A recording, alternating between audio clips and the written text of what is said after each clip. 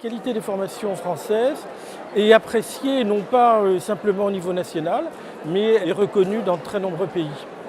Chaque année, les établissements français organisent des préparations aux Olympiades internationales de chimie. Il y a 2 ans, la délégation française est revenue avec 2 médailles d'or.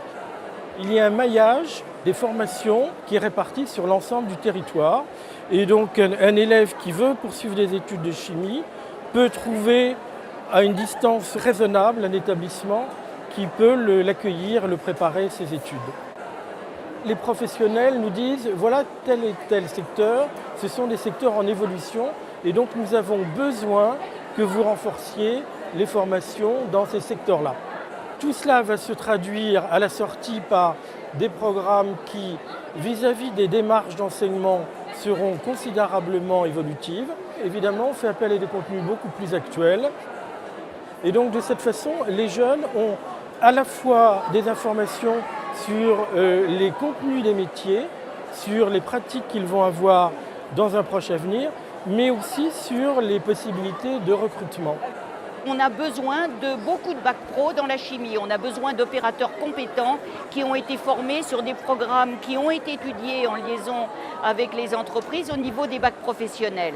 Ensuite, on a de très gros besoins au niveau de tout ce qui est bac plus 3, c'est-à-dire tout ce qui sort BTS, DUT. On en a énormément besoin dans tous les domaines de l'analyse, de la toxicologie par exemple. Tout ce qui est aussi application du côté de la chimie du et pour le vivant. Tous les domaines donc liés à l'énergie, à l'environnement, ce sont des domaines qui embauchent. Il y a des emplois à prendre. Nos ingénieurs chimistes se placent très bien, même malgré la crise. Certains avant même la fin de leur diplôme, d'autres dans les 2 mois. Mais au bout d'1 an, on va dire qu'ils sont tous à peu près casés sur le marché de l'emploi, ce qui est bien. Il faut que les jeunes se rendent compte qu'ils vont faire des métiers dans lesquels ils seront utiles à la société et à l'économie de leur pays. Il y a plus de femmes que d'hommes dans le domaine de la chimie, sauf dans certaines spécialités comme la production, évidemment, sur les sites industriels en production.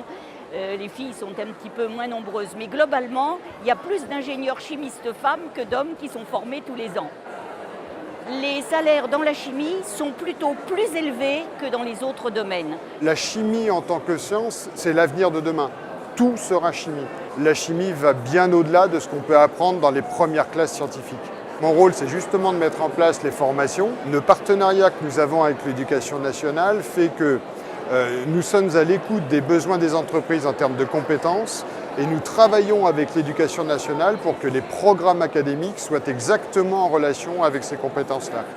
La grande difficulté à laquelle on est confronté aujourd'hui, c'est le manque de jeunes pour pouvoir s'inscrire dans ces cursus-là au regard des demandes des entreprises.